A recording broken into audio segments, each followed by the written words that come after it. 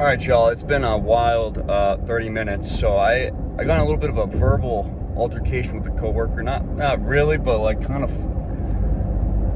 And then spilled water on the seat, which is good. Just rehydrating after just a little spat. And then I just saw like a jack. I don't think jackals are indigenous to New England, but it was like a rabid fox, like really skinny. But I don't think it was a coyote. Like maybe it was orange. It had to have been like a fox, like a really skinny fox. But the point is that this whole thing was really a test. Not what I was talking about before, but the title of this video. Because we're not talking MJ, Lebron. Like that's been discussed. The facts are out there. I might throw my 2 cents later, to be honest with you. But that's not the point. The point of this is really that if you title something in all caps and you try and make some kind of,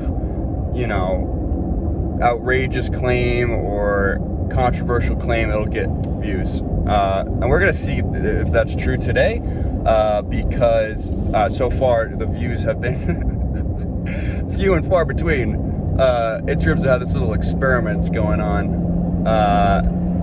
So we'll see if that's true. But I think on a more broad sense, this is about kind of the recency bias and the things in the NBA, like mediascape, if that's a word. That seems like something that you put in the title of like a research paper on sports and media. The NBA mediascape very heavily relies on usually it's like outlandish comparisons. A guy has like a 40-point game and suddenly he's going to be the next Kobe Bryant.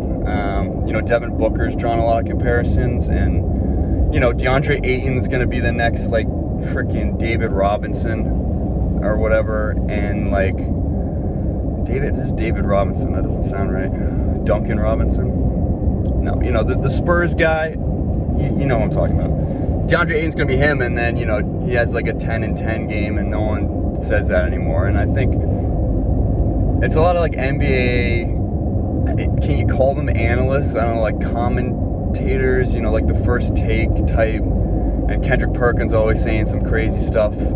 And I don't know, I feel like at this point, the way maybe like the social media machine works is that we reward these analysts for being provocative or controversial rather than actually being right or having any insight into the game of basketball. You know what I'm saying? Like, it's for clicks, and I get, like, if everyone's just like, well, I don't know, like, who's going to be good in this draft, or like, I have no idea who to compare him to. And I don't know, I just think comparisons in general can be pretty, like, lazy, because, you go to, like, any draft, and if it's some white guy shooter, it's like, oh yeah, he's the next Kyle Korver, or he's the next Doug McDermott. And it's like, well, you don't have to, like, he's white and can shoot. Like, we can just say that, just to say, who is this guy? What can he do well? That's all we need. We don't need to, we can put together that he's probably be Doug McDermott, let's be honest. And then you'll see, like,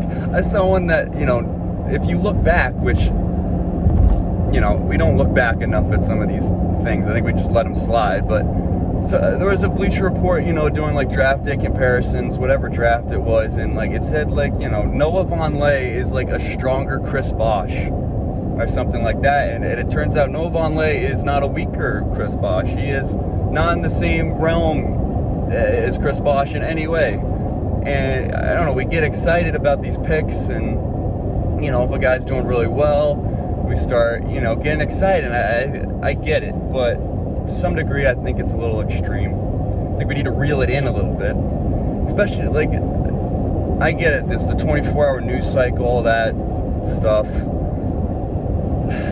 But, like, for example, the whole Devin Booker-Kobe thing, I think, is unfair to both players, because Devin Booker is his own guy. Like, if Devin Booker, had the exact same stats as Kobe Bryant for a season, which first of all would be like crazy, just like coincidence. But if that happened, it's still unfair to Devin Booker to say he's Kobe Bryant because, while that's a big compliment, Devin Booker is Devin Booker at the end of the day.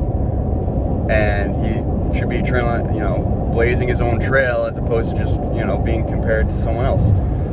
And I think with these analysts, it's kind of like, like meteorologists pretty much get the weather wrong. I don't know what the facts are on this, but they got to be wrong probably 80% of the time. I mean, they're probably like batting at the Mendoza line in terms of like over the course of a day, especially here in Massachusetts. It's like they say it's going to rain and it doesn't, or like it drizzles for a little bit. And I work outside, so it's very important to me what the weather is. And so when you look at these analysts, you take a look at, I think they say these things and then I don't know, we don't revisit them in a year or something.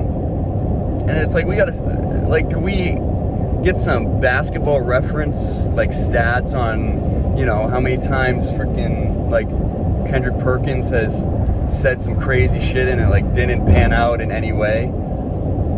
Because it's his job not to, is his job to be right? No, but is his job to be, like, generally in the vicinity of right? Probably.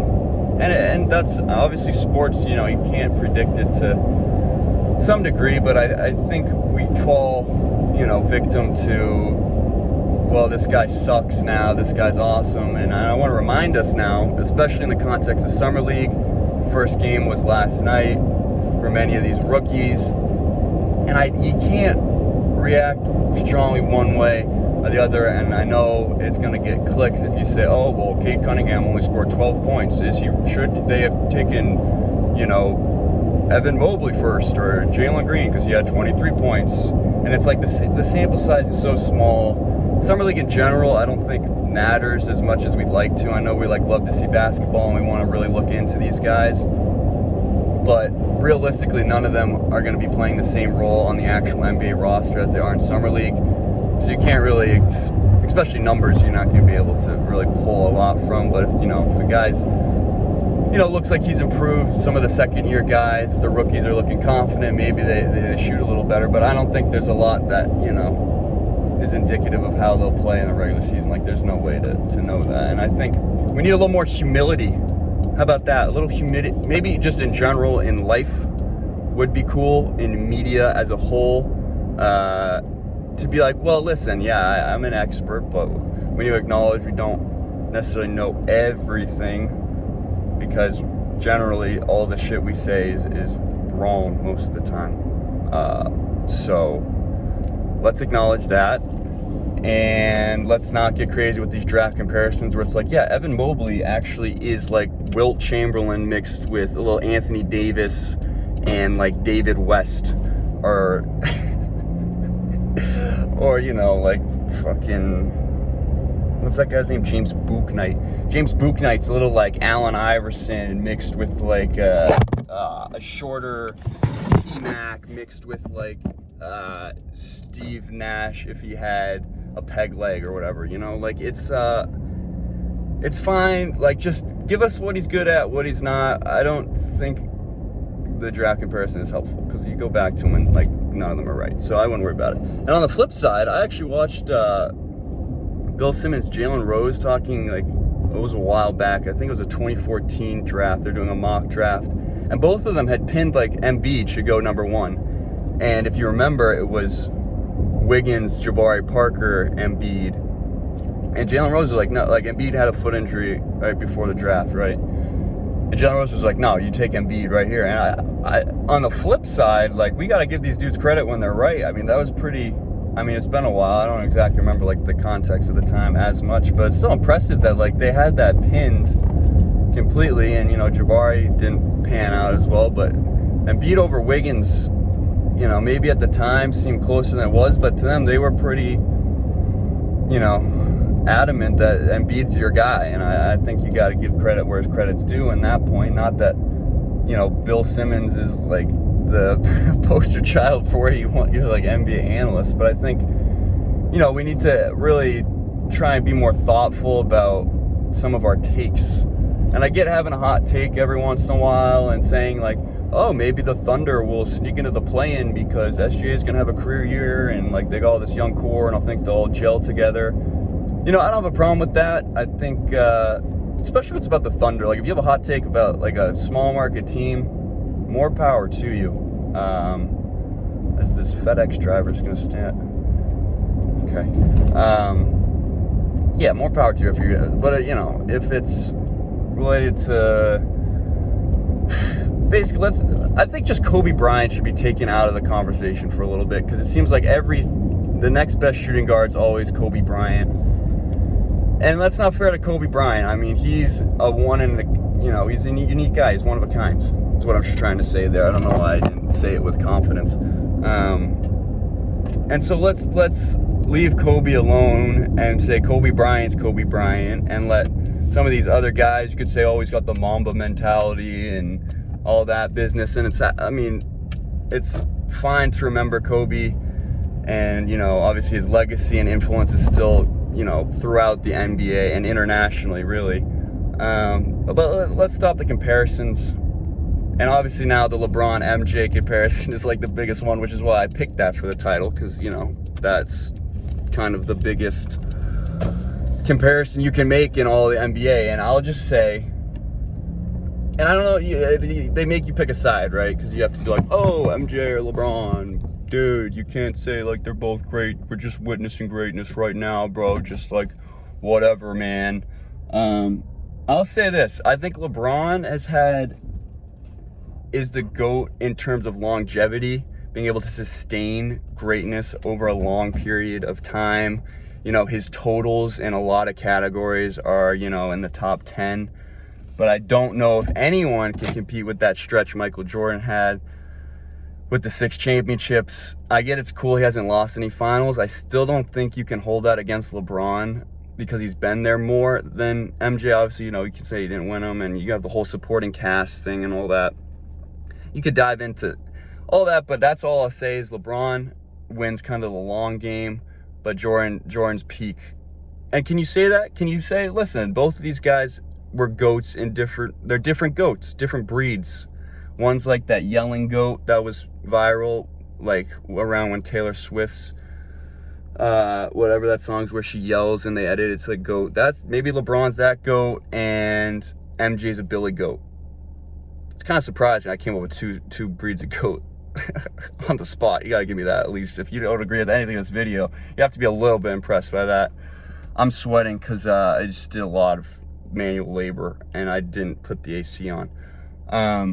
So that was the gist. Is let's calm down. I think I don't really want to be like the wet blanket kind of guy, but I just think like it's fun to be really excited. And maybe this is more for the people that are more disappointed. Maybe your rookie didn't play as well as you thought in the first summer league game, or maybe your star player, isn't as good as. Like, let's relax, take a deep breath, and a lot can change in an off season, in a season. Okay. So let's get rid of comparisons. Let's get rid of the recency bias, and let's just enjoy NBA basketball and summer league, huh? And these great young men. I keep acting like I'm like really. These people are my age. I don't know what to call them at this point. These dudes. Just watching these dudes play a beautiful sport. Okay, that's the message. So take care of yourselves. Take it easy. We'll see you next time.